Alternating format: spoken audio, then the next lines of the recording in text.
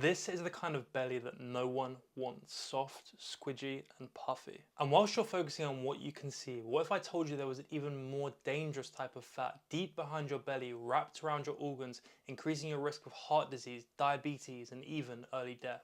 Well, there is. It's called visceral fat, and although it's a silent killer, it's actually relatively easy to get rid of with the right strategy. So in this video, I'm going to show you exactly what to do to start killing it off. So in the next 30 days, you'll be able to feel and see it disappearing. But before I tell you how to get rid of it, it's vital for you to understand what it is and why it's so dangerous. When you hear the word fat, you instantly think about the stuff you can pinch. Well, that's the layer just under the skin, known as subcutaneous fat, and whilst it doesn't look great and you should aim to minimize it, it's actually relatively harmless. Visceral fat, on the other hand, is completely different. It's the fat you can't see that sits deep in your abdomen, packed densely around your internal organs, from your stomach to your liver to your pancreas and your intestines. The scary part about visceral fat is that it's not just sitting there doing nothing, it's metabolically active, so it's constantly pumping out inflammatory molecules and hormones that mess up your body's balance. We are talking increased insulin sensitivity, higher cortisol, increased risk of heart disease and diabetes, and in most cases, early death.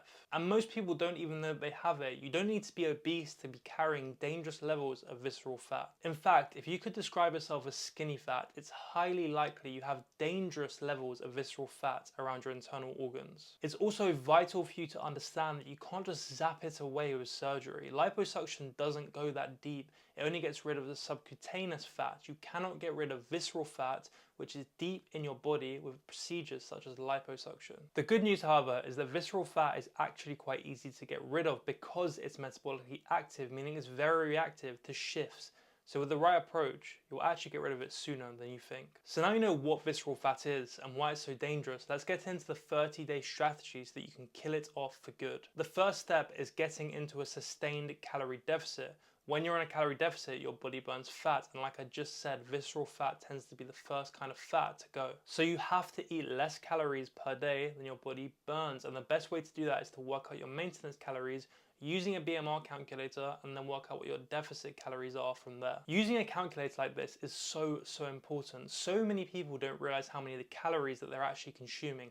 I myself for years refused to use a calorie calculator, and I would tell myself that I was in a deficit, and when I finally sat down and actually used the calculator, it turned out I was in a surplus for years, so no wonder I was putting on fat. So it's so important you use one. I would suggest aiming for a 500 calorie daily deficit. That will equal 1 pound of fat loss per week, which is sustainable and it's not going to crash your hormones, mood or energy. The second step of the strategy is to eat more unsaturated fats and less saturated fats. The interesting part about visceral fat is that two people could be eating the exact same amounts of calories, but each would gain different amounts of visceral fat depending on the food they're actually eating. Let's say person A is eating a lot of saturated fats from fast food and processed crap, and person B consumes a lot more unsaturated fats from olive oil, nuts and fish. Person A is going to store a lot more visceral fat due to the fact saturated fats directly promote its storage, whereas unsaturated fats reduce inflammation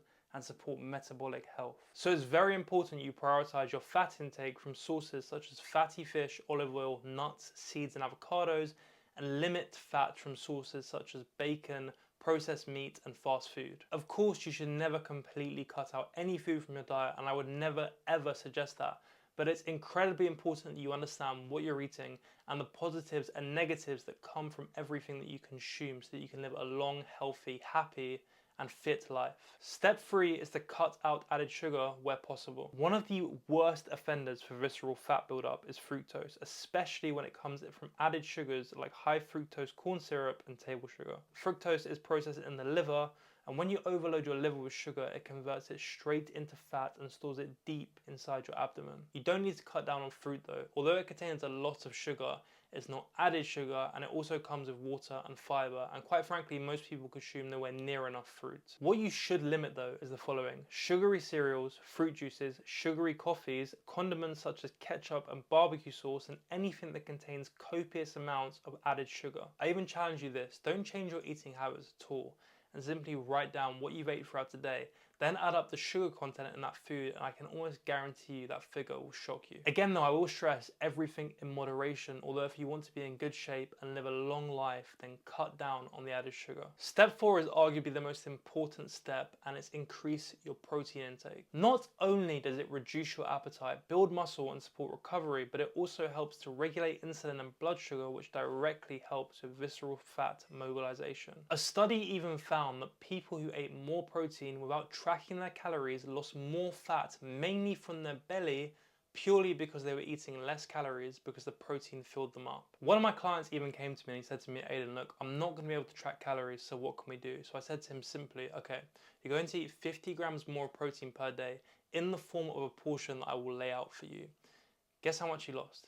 He lost 9 pounds of body fat in 1 month without tracking his calories, just by eating more protein, because he wasn't getting cravings for snacks in the evening anymore. So make sure you're eating 1 gram of protein per pound of your desired body weight. So if you want to be 180 pounds, eat 180 grams of protein. It's really that simple. Most of your protein should come from whole food sources like chicken, beef, fish, and eggs, and then you can supplement that with protein bars and protein powder to make sure you're getting enough in. Step 5 is to add 2 intense interval cardio sessions per week to your routine, because it's proven to decrease visceral fat. High intensity cardio here is defined as any form of cardio that elevates your heart rate to 75% of its maximum or more. An example of high intensity cardio would be short duration all out sprints for 10 to 15 seconds followed by 60 to 90 seconds of light jogging repeated 5 to 10 times. When I first started doing this myself a few months ago, I feel like my body has now gone to another level and my energy levels are through the roof yet again. You can implement that in the form of cycling, swimming, or running, whatever you want. I'd actually consider this step as the most optimal if you want to make the most change within 30 days. Cardio can suck, but what sucks more is an early death, so I want you to keep that in your mind. Before I talk about the 6th and final step, I need you to ask yourself a very important question. And that very important question is, how the hell are you not on my free email list yet? I give away my best tips, my best routines, my best recipes, my best workouts to get you in the best shape you will ever be in, both physically and mentally. It's I don't know why you're not on there either. Go and sign up now, it's free. The 6th and final step is to walk after every meal. This helps flatten your blood sugar spikes, improve insulin sensitivity, and burns off calories before they even have a chance to be converted and stored as visceral fat. I would recommend going for a 10 to 15 minute walk after your breakfast, lunch, and dinner. And for most people at a moderate pace, that's going to be an extra 4,000 to 5,000 steps per day. That adds up to 1,000 calories or more extra burnt per week, not to mention the fact that it improves digestion and decreases post-meal bloat. Even if you have a desk job, get up and pace around the office. Don't worry about who's looking, or if you're at home, simply walk back and forth the garden. So those 6 steps will do it. Listen, you don't have to be doing them perfect every single day. Just try and do them consistently. You aren't trying to become an overnight Olympian. You're simply trying to get rid of visceral fat so you can get healthier and live a longer, happier, and more fulfilled life. If you do that for 30 days, your waist will tighten, your energy will increase, and you'll quite literally be extending your life. So now you know exactly how to kill visceral fat in the next 30 days and beyond. You don't need to flip your entire life on its head. If you simply apply half of what we've spoken about in this video consistently, you will be far, far ahead of the majority of people. Yes, being in shape and having abs is nice, but this is more important. It's about extending our health and our lifespan. By the way, if you want some help with this and you want to work with me one-on-one so that we can get you in the best shape you will ever be in, both physically and mentally, and change your life for good, click the first link in the description and book a call with me. Other than that, if this video helps you, leave it a like, share it with a friend, preferably one that you think has a lot of visceral fat, and subscribe, and I'll see you in the next one.